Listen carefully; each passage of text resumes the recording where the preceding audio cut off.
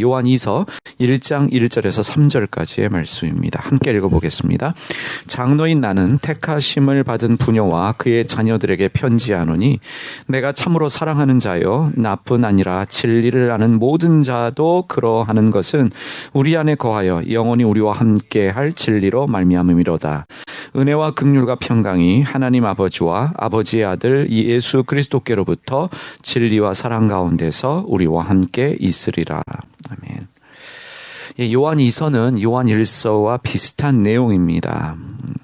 요한 2서를 시작하면서 사도 요한께서 자신을 사도가 아니라 장로로 소개하고 있습니다. 사도와 장로 같은 말일 수 있겠지만 이 사도보다는 장로라는 호칭이 더 친근하게 다가옵니다. 이 장로는 일반적으로 나이 든 어른, 특별히 공동체를 돌보는 삶의 지혜와 경륜이 있는 어른을 말합니다. 사도 요한이 교우들을 사랑하는 이 목회자의 마음을 표현하기 위해서 이 장로라는 호칭을 사용한 것으로 보입니다. 장로인 나는 택하심을 받은, 이 택하심을 받은 부녀와 그의 자녀들에게 편지한다라고 기록하고 있습니다. 요한의 편지를 받고 있는 수신자는 한 어머니와 그의 자녀들입니다. 이들이 누구인지는 알 수 없습니다. 요한 2서는 믿음의 한 가정에게 주는 서신으로 보입니다. 그런데 사도 요한은 그들을 무엇이라고 표현하고 있냐면 택하심을 받은 자들이다 라고 말하고 있습니다. 여기서 성도의 신분이 우리에게 전해지고 있습니다. 성도는 누구인가? 주님의 택하심을 받은 자들입니다. 주님이 택하셨다라는 말의 의미는 주님이 책임지신다라는 말을 포함하고 있습니다. 다시 말하면 성도는 주님이 택하셨기 때문에 주님이 끝까지 책임지시는 존재입니다. 장로인 나는 택하심을 받은 부녀와 그 자녀들에게 편지하노니 내가 참으로 사랑하는 자요. 사도 요한은 그들을 참으로 사랑합니다. 이 목회자가 교우들을 사랑하는 것은 너무도 당연한 일입니다. 우리가 지난주에 보았던 요한 1서에서 사도 요한이 강조한 것이 무엇입니까? 사랑입니다. 사랑을 강조하고 또 강조했습니다.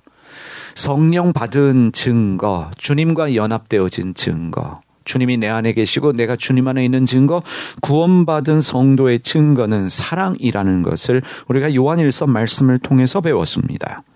사도 요한은 다른 사람 사랑하는 것이 아니라 이 믿음의 공동체 안에 있는 교우들 먼저 사랑하라고 가르쳤습니다.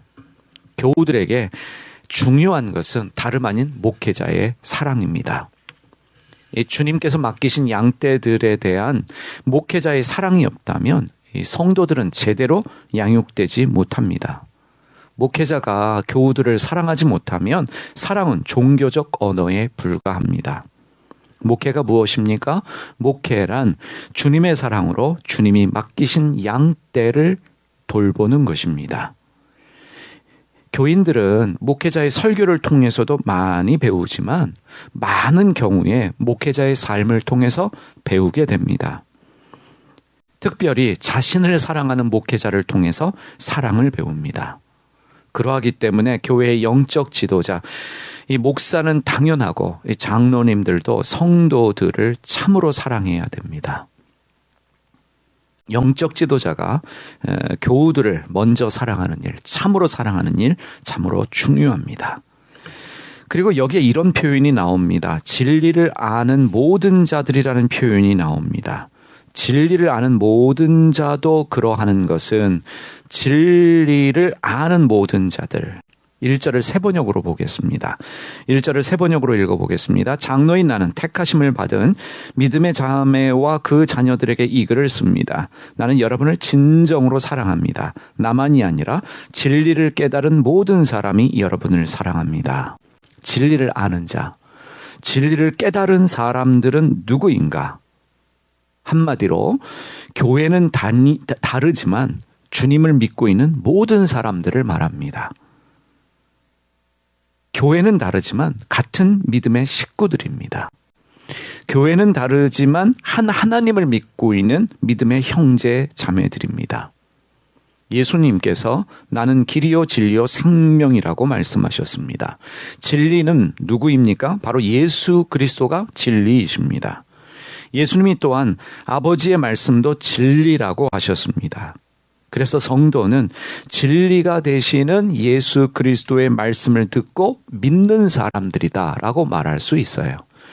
에베소서 1장 13절에 이렇게 말씀하고 있습니다. 그 안에서 너희도 진리의 말씀, 곧 너희의 구원의 복음을 듣고 그 안에서 또한 믿어 약속의 성령으로 인치심을 받았으니. 이 에베소서 1장 13절을 공동 번역으로 읽어보겠습니다. 잘 들어보십시오.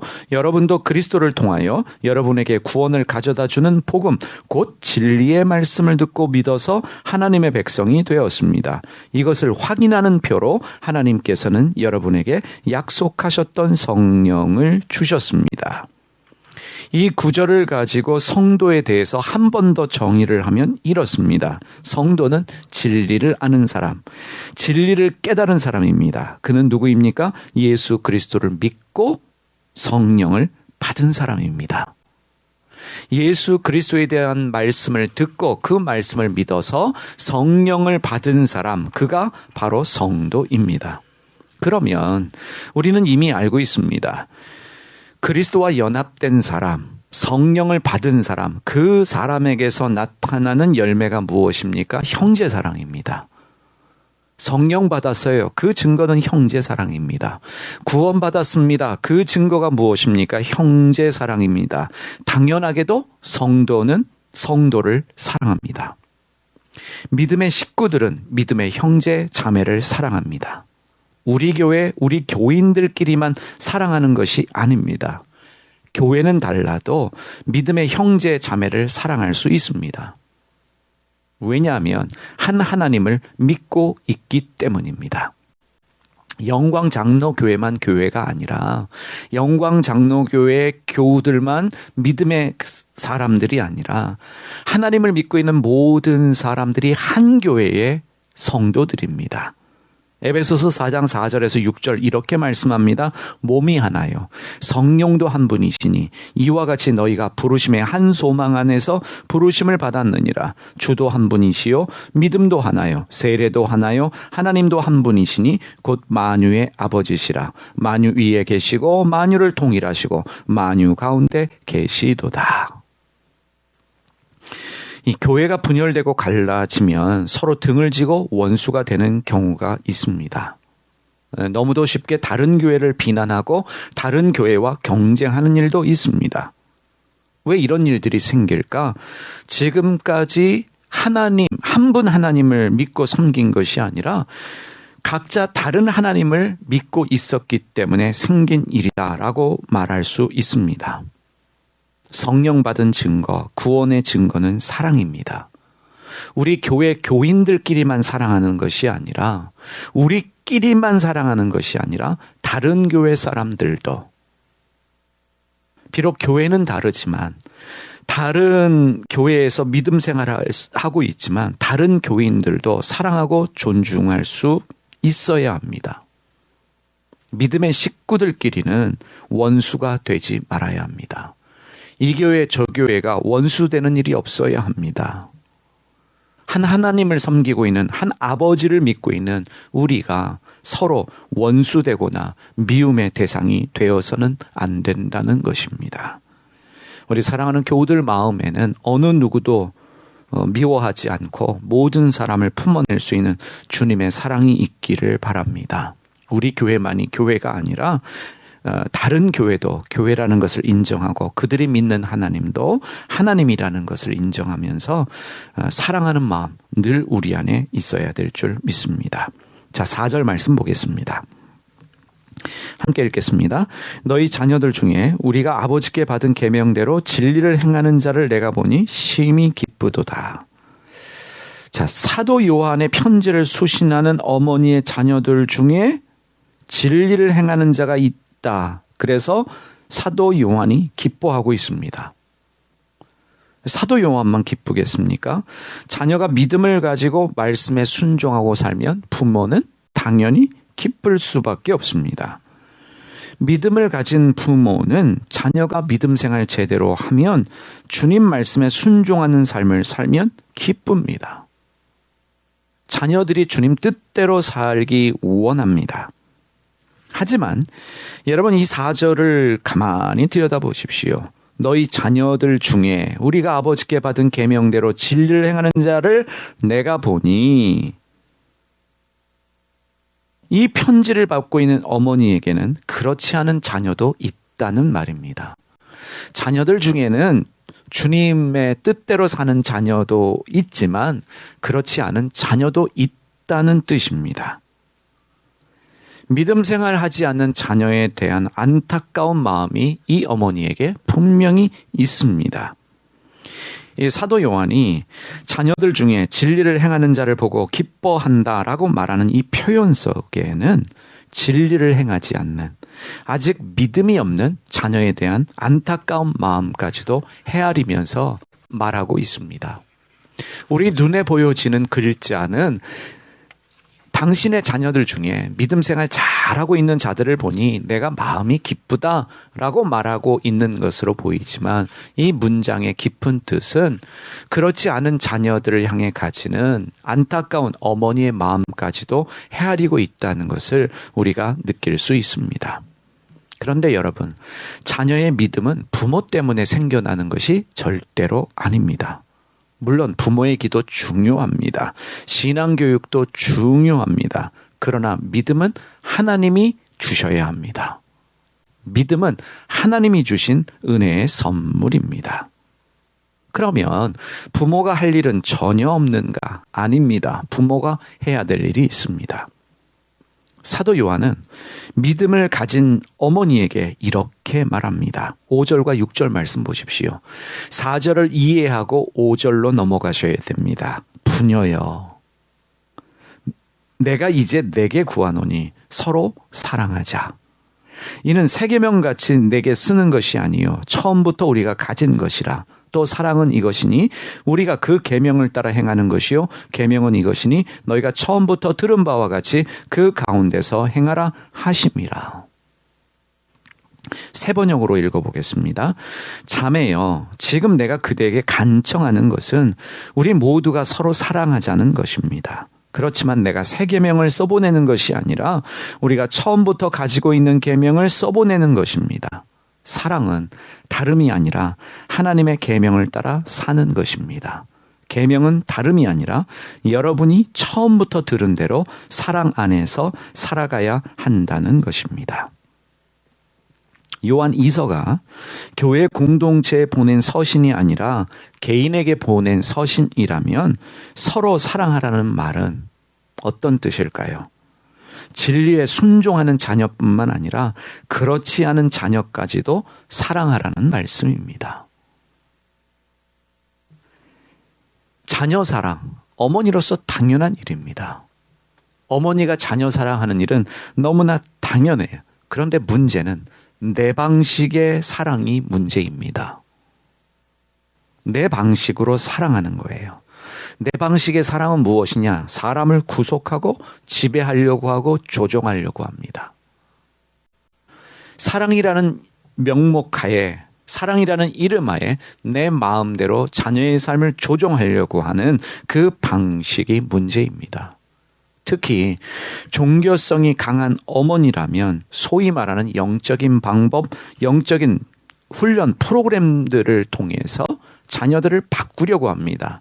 믿지 않는 자녀들을 강압적으로 바꾸려고 합니다. 누구를 만나게 한다든지 아니면 어떤 집회에 참석시켜서 변화시키려고 합니다. 물론 그러한 것들을 통해서도 변화될 수 있지만 강압적이고 강제적인 것은 항상 문제를 일으킵니다. 부모가 해야 될 일, 믿는 어머니가 할 일은 무엇이에요? 하나님의 계명에 따라, 말씀에 따라 주님의 사랑으로 사랑해야 하는 것입니다. 내 방식의 사랑이 아니라 주님의 말씀 안에서 주님의 사랑으로 사랑해야 합니다. 내가 사랑하니까 라고 말해서 그것이 주님의 사랑이 되어지는 것이 아닙니다. 주님의 사랑이 흘러나오려면 내가 죽어야 합니다. 내가 비워져야 합니다. 매일같이 주님의 십자가를 지고 주님을 따라갈 때에 온전한 주님의 사랑이 나를 통해 흘러나올 수 있습니다. 어떻게 사랑해야 되는가? 성경이 답이지요. 정말로 내가 자녀를 사랑한다면 어떻게 사랑할 수 있겠습니까? 고린도전서 13장 5절에서 7절 우리가 잘 아는 말씀입니다. 사랑은 오래 참고 사랑은 온유하며 시기하지 아니하며 사랑은 자랑하지 아니하며 교만하지 아니하며 무례히 행치 아니하며 자기의 유익을 구하지 아니하며 성내지 아니하며 악한 것을 생각하지 아니하며 불의를 기뻐하지 아니하며 진리와 함께 기뻐하고 모든 것을 참으며 모든 것을 믿으며 모든 것을 바라며 모든 것을 견디느니라. 믿는 어머니가 믿지 않는 자녀들을 이렇게 사랑해야 합니다. 오래 참고 온유하고 성내지 아니하고 이러한 주님의 사랑이 나를 통해 흘러나와야 합니다. 우리가 기억해야 될 것이 무엇입니까? 고린도전서 13장 13절 이렇게 말씀하고 있지요. 그런즉 믿음, 소망, 사랑 이 세 가지는 항상 있을 것인데 그 중에 제일은 사랑이라. 사랑입니다. 내 안에서 흘러나오는 말씀의 은혜를 통해 비워지고 깨어지고 내가 죽어져서 나오는 주님의 사랑이 사람을 변화시킬 수 있습니다. 무엇보다도 어머니의 그러한 사랑은 자녀의 삶에 큰 영향력이 있다는 것을 기억하십시다. 그래서 요한일서를 통해서 사도 바울은 중요한 한 가지 우리가 이미 요한일서를 통해서 배웠던 사랑하는 것 그것을 말하고 있고 이제 중요한 한 가지를 또 권면하고 있습니다. 7절에서 11절 말씀 제가 읽겠습니다.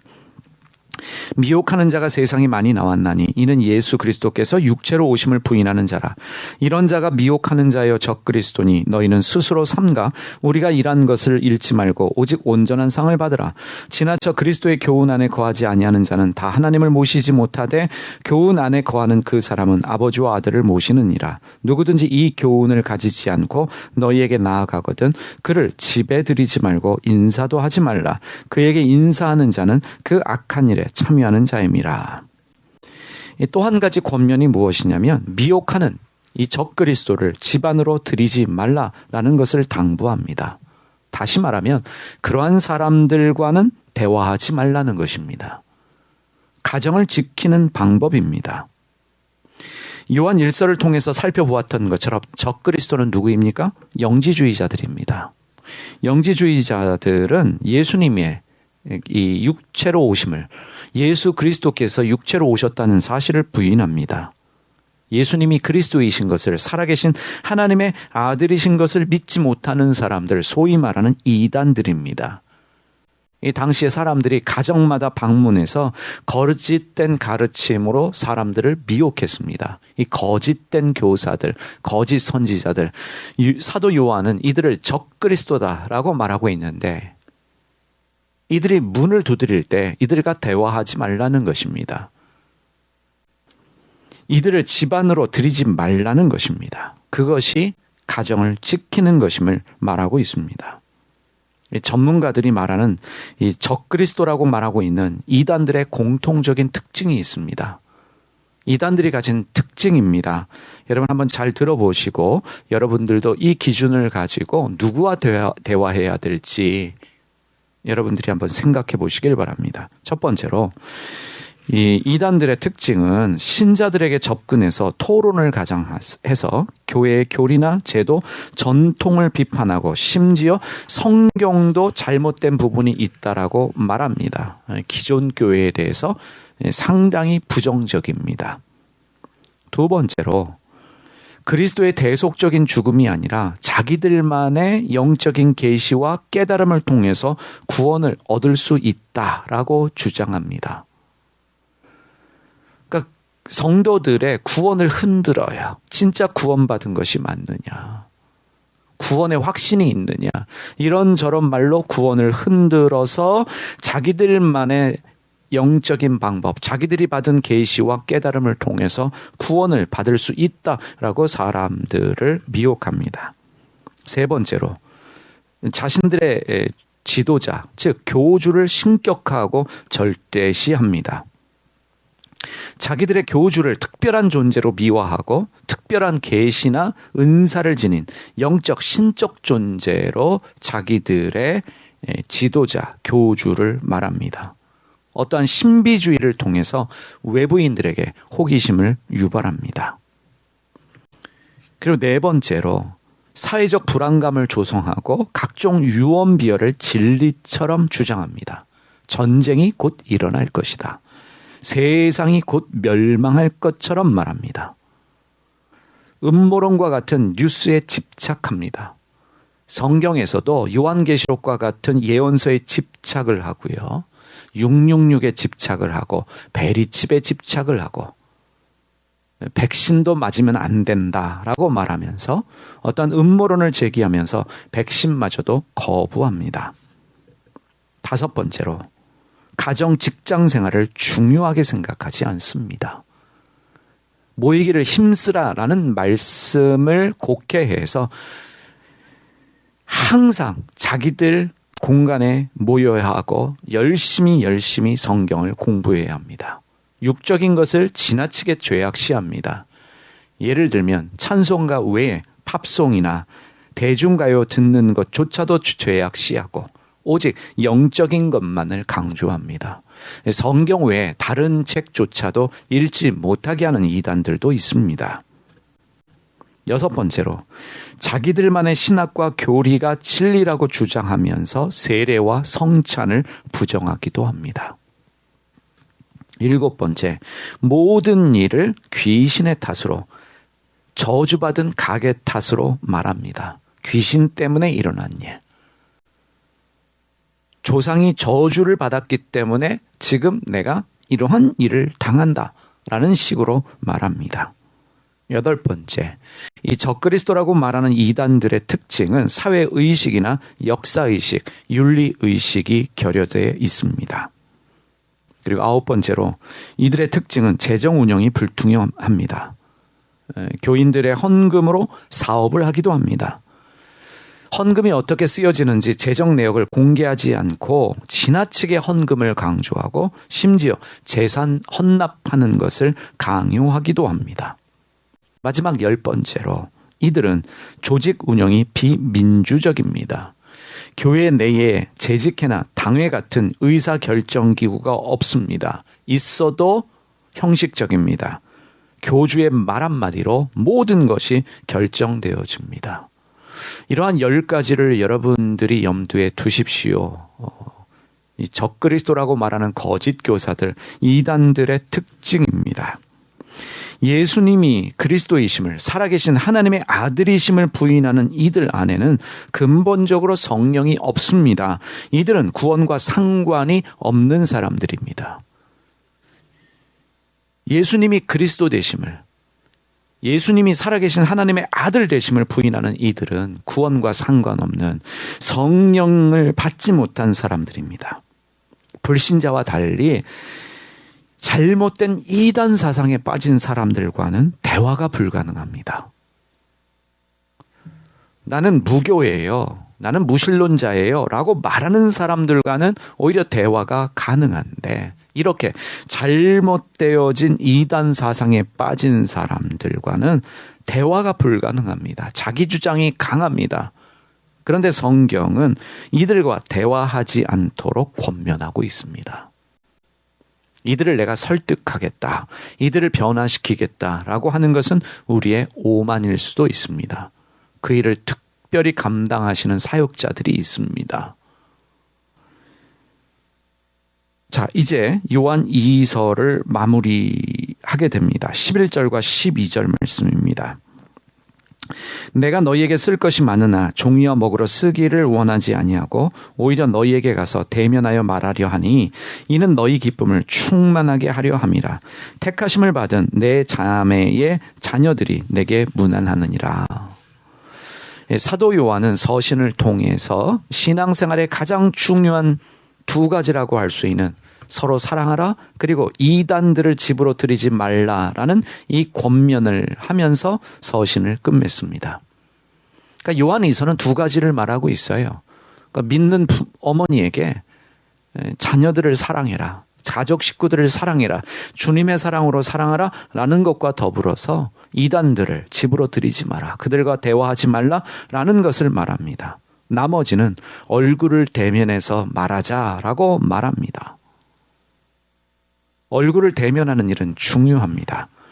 이 구절을 읽으면서, 이 말씀을 읽으면서 우리도 잘 알고 있지요. 사실 얼굴을 대면하고 예배하고 설교 듣는 것이 더 효과적이고 좋습니다. 온라인 예배도 좋지만 우리가 어떠한 설교 파일을 통해서 말씀을 듣고 예배하는 것도 좋지만 얼굴과 얼굴을 맞대서 예배하고 설교 듣고 이러한 것들이 더 풍성하고 더 친밀해질 수 있다는 것을 우리가 잘 알고 있습니다. 함께 웃을 수도 있고 친밀한 교제도 가능합니다. 얼굴을 보는 것은 중요합니다. 공부도 마찬가지입니다. 온라인 수업도 중요하지만 오프라인 학교 교실에서 선생님 얼굴 보고 친구들 얼굴 맞대고 공부하는 것이 더 좋다는 것을 우리가 알고 있습니다. 그래서 이 구절을 읽으면서 하루빨리 코로나 시대가 지나갔으면 좋겠다. 아이들도 마음껏 학교를 다닐 수 있고 사랑하는 사람들과 마음껏 식당에도 가고 여행도 다닐 수 있는 그러한 그러한 시대가 왔으면 좋겠다. 코로나 시대가 빨리 지나갔으면 좋겠다라는 마음이 드는데 이 코로나가 빨리 지나갈 수 있도록 우리 열심히 기도하십시다. 그리고 이 서신을 수신하는 자매의 자매도 교인으로 보입니다. 그들의 자녀들도 안부를 전한다라고 말하면서 서신을 마무리하고 있습니다. 1장 13절을 공동번역으로 읽어보겠습니다. 선택을 받은 당신의 언니의 자녀들이 당신에게 문안합니다. 누군진 몰라도 하나님이 주시는 은혜를 많이 받은 믿음의 자매이고 하나님이 사랑하시는 믿음의 가정인 것 같습니다. 자매가 다 택함을 받고 이 언니라고 표현되어진 이 자매의 자녀들이 또한 문안한다. 그들도 믿음의 자녀입니다. 은혜와 복이 충만한 자매이고 그러한 가정인 것 같습니다. 여러분 삶과 가정에도 이러한 은혜와 축복이 넘쳐나시기를 주님의 이름으로 축원드립니다.